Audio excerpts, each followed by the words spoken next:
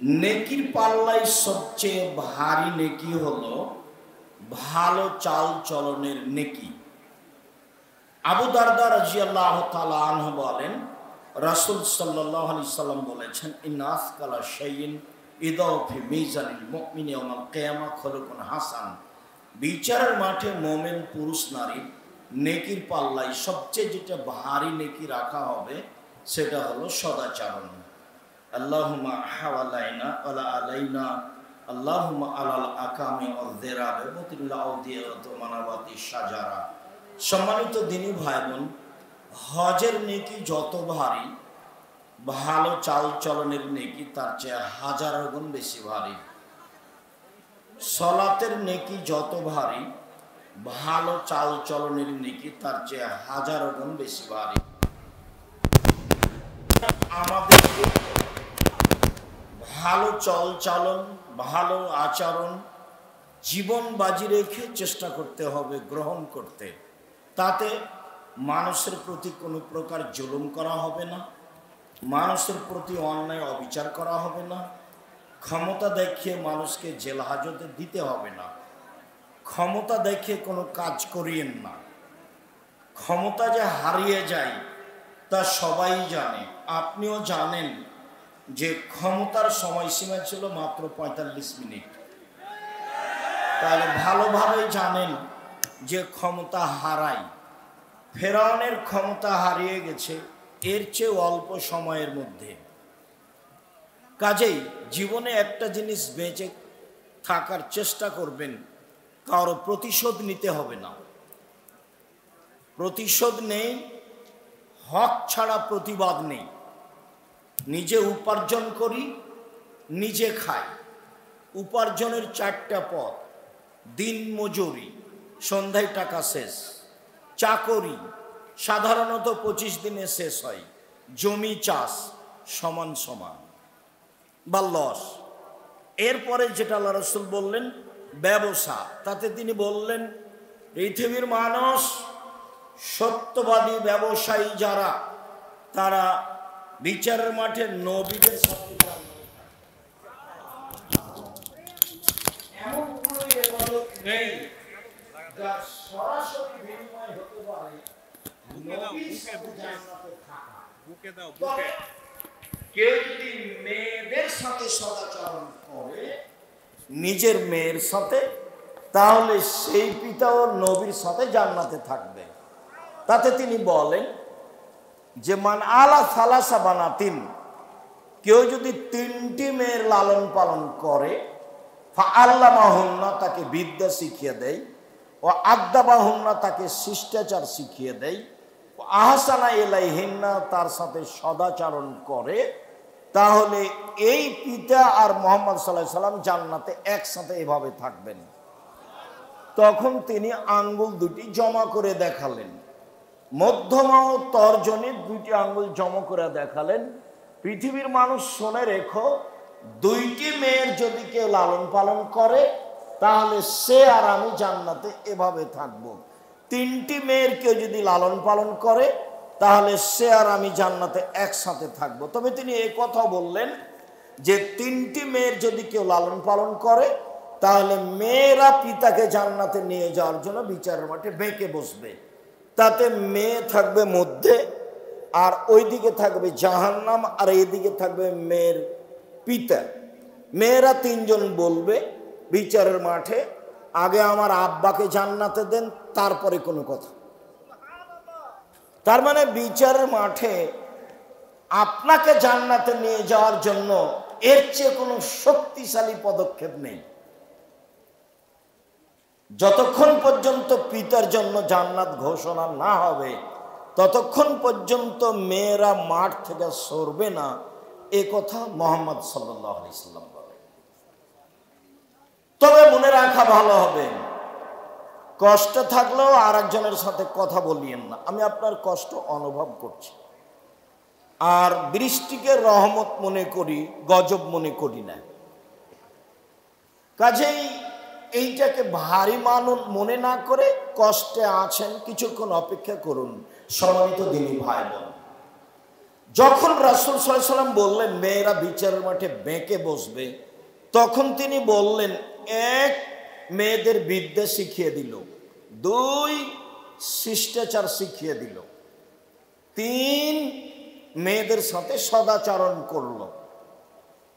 বিদ্যা সবাই শিখিয়ে দেয়, শিষ্টাচারকে শিখিয়ে দেয়।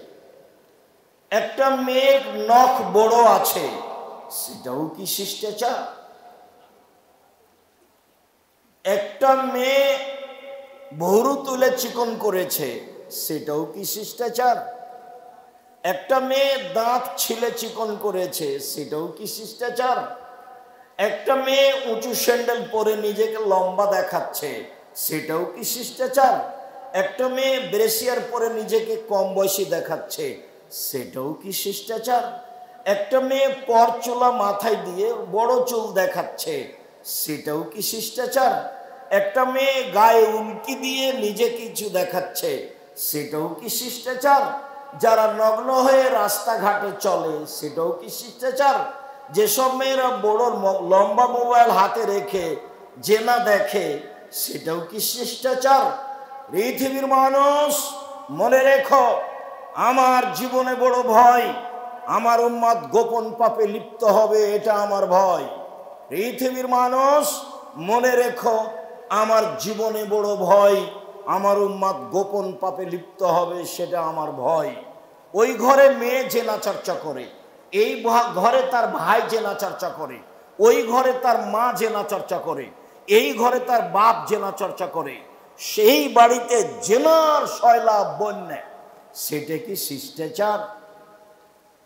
তোমার প্যান্টটা টাকনোর নিচে আছে, সেইটা কি শিষ্টাচার? তোমার দাড়ি চাঁচা আছে, সেইটা কি শিষ্টাচার? তুমি ছেলে মানুষ, হাতে মেহেদি দিয়েছ, সেইটা কি শিষ্টাচার?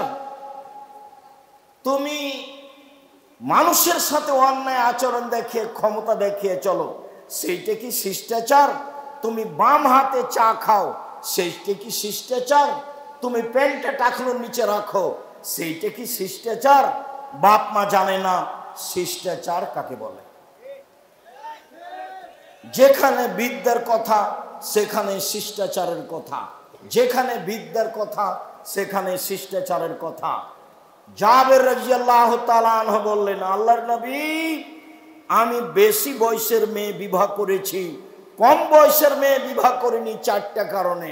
আল্লাহ রাসূল, আমি বেশি বয়সের মেয়ে বিবাহ করেছি, কম বয়সের মেয়ে বিবাহ করিনি, চারটা কারণে।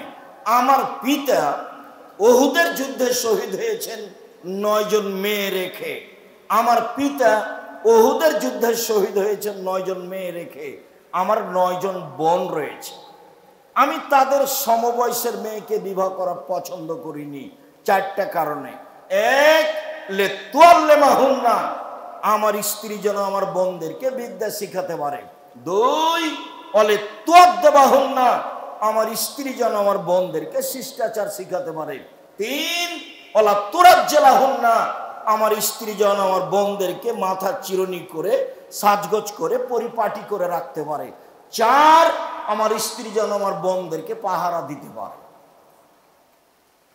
মা মানে পাহারাদার, মা মানে শিষ্টাচার, মা মানে বিদ্যা, মা মানে পরিপাটি।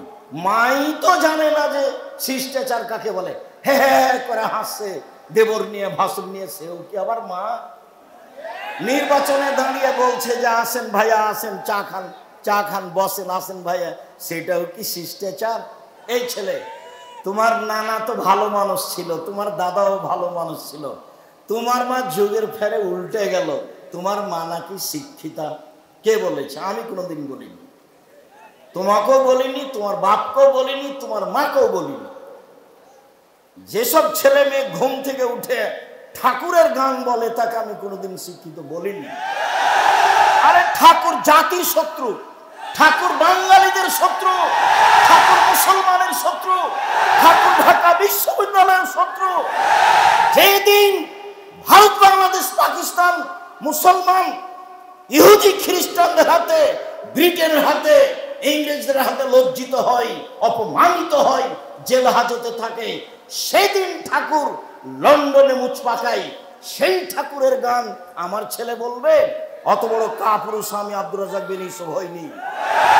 জাতির যদি রাস্তাঘাট করে দিতে না পারি, জাতির যদি স্কুল কলেজ করে দিতে না পারি, জাতিকে চূড়ান্ত সঠিক ধর্ম দিতে পারবো ইনশাআল্লাহ। সম্মানিত দিনী ভাই বোন, ছেলে মেয়ে শিরকের মধ্যে ডুবে আছে, আর ও বলছে আমার ছেলে শিক্ষিত। ভুল হিসাব। আপনি আপনার মেধাবী ছেলেকে করতে চেয়েছেন বড় ডাক্তার। বড় ডাক্তার মানে কি? ও তো প্রতারক। কিভাবে? প্রায় ডাক্তারি। আপনি ডাক্তার, আপনি কষ্ট নেবেন না ভাইজান।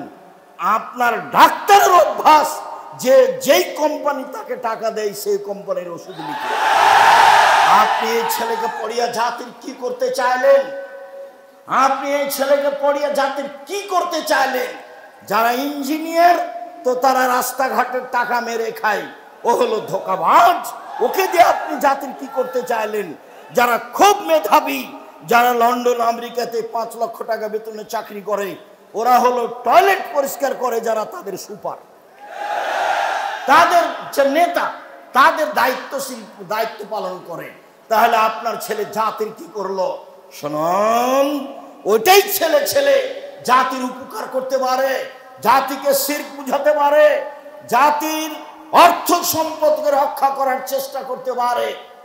আরে দেশের মুরগি মেরে ফেলে ইন্ডিয়া থেকে ডিম আনতে হবে, এটা আপনার শরম হলো না? এটা আপনার ছেলে শিক্ষিত? কে বলেছে?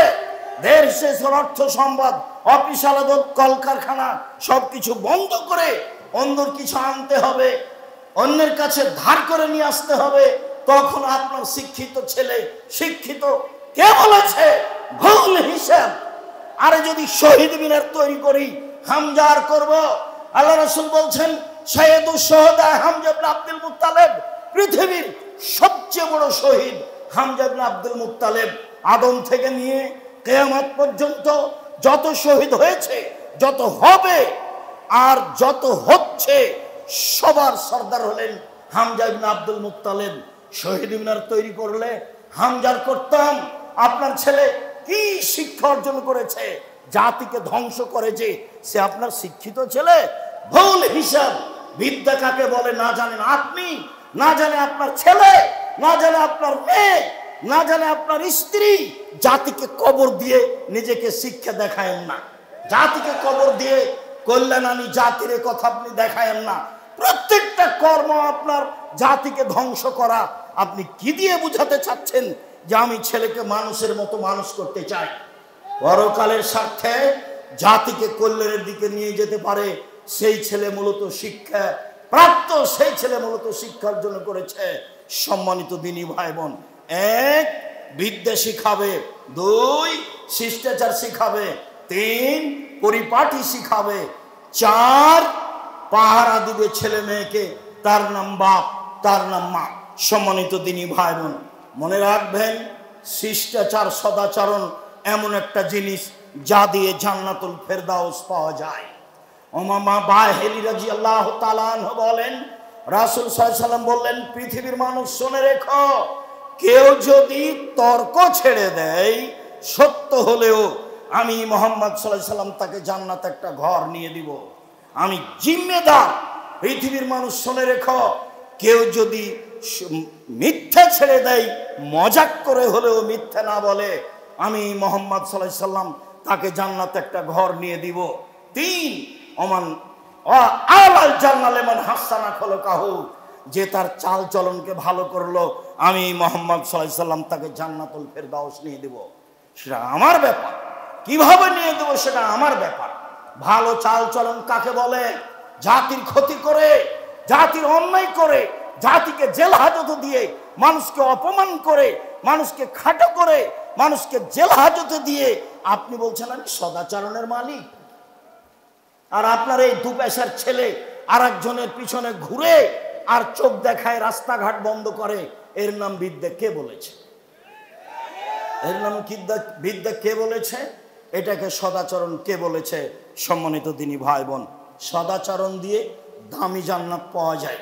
আবু মুসা আশআরী রাদিয়াল্লাহু তাআলা আনহু বলেন, রাসূল সাল্লাল্লাহু আলাইহি সাল্লাম বলেছেন, পৃথিবীর মানুষ মনে রেখো, জান্নাতে কতগুলি ঘর রয়েছে, খুব উন্নত মানের পদার্থ দিয়ে তৈরি, যার বাহির থেকে ভিতর দেখা যায়, ভিতর থেকে বাহির দেখা যায়, যার বাহির থেকে ভিতর দেখা যায়, ভিতর থেকে বাহির দেখা যায়, খুব উন্নত মানের পদার্থ দিয়ে তৈরি, টকটক করছে, ঝকঝক করছে।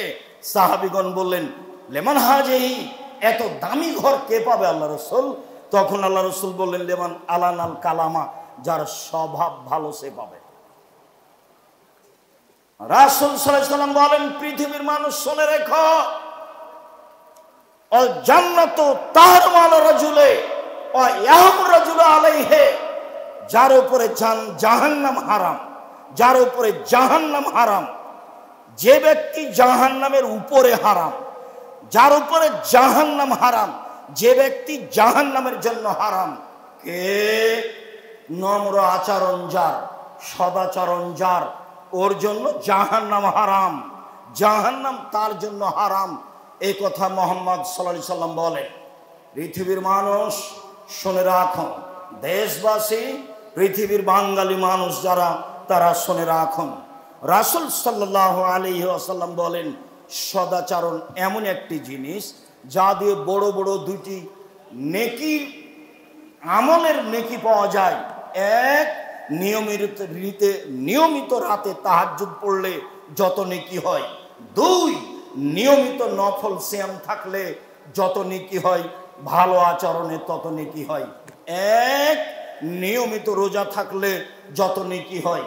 দুই, নিয়মিত তাহাজ্জুদ পড়লে যত নেকি হয়, ভালো আচরণে তত নেকি হয়। ভালো আচরণ কি জিনিস?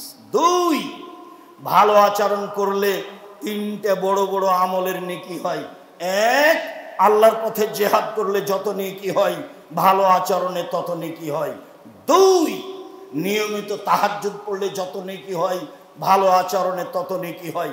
তিন, নিয়মিত রোজা থাকলে, সিয়াম থাকলে যত নেকি হয়, ভালো আচরণে তত নেকি হয়। ভালো আচরণ কি জিনিস? ভালো কথা, ভালো কর্মের নাম ভালো আচরণ। ভাইয়ের সাথে গন্ডগোল করে যে, তার ভালো আচরণ নয়। জায়ের সাথে গন্ডগোল করে যে, তার ভালো আচরণ নেই। মানুষকে জেল হাজতে দেয় যে, তার ভালো আচরণ নেই। দলীয় দাপট দেখায় যে, তার ভালো আচরণ নেই। বংশীয় ক্ষমতা দেখায় যে, তার ভালো আচরণ নেই। শ্বশুরের কাছে যৌতুক নেয় যে, তার ভালো আচরণ নেই। বোনকে জমি দেয় না যে, তার ভালো আচরণ নেই। এরা সব শয়তানি আচরণের মানুষ। 10 বছর হলো বাপ মরা, এখনো বোনকে জমি দেয়নি, আবার তাহাজ্জুদ পড়ে, ও আবার হজ করে। ভালো আচরণ কাকে বলে? সম্মানিত দিনী ভাই বোন, বলছিলাম 4টে জিনিস আছে যার, সবকিছু আছে তার, ইহকাল আছে তার, পরকাল আছে তার। 4টে জিনিস আছে যার, জান্নাত আছে তার। 4টে জিনিস আছে যার, ইহকাল আছে তার, পরকাল আছে তার। এক, হিফজ আমানাতিন, আমানতের রক্ষা। দুই, হুসনু খালিকাতিন, ভালো আচরণ, ভালো আচরণ যার, জান্নাত তার। তিন, সিদক হাদিসিন, সত্য কথা, সত্য কথা যার, জান্নাত তার। চার, ইফাতুল বিতুয়ামাতিন, বৈধ রুজি। ছেলেরা শোনো, আমার কথাটা মনে রেখো, আমি চকলেট বিক্রি করে খেতে বলিনি। আমি বলেছি প্রয়োজনে চকলেট বিক্রি করে খাবো, মানে সবচেয়ে কম পয়সার ব্যবস্থা।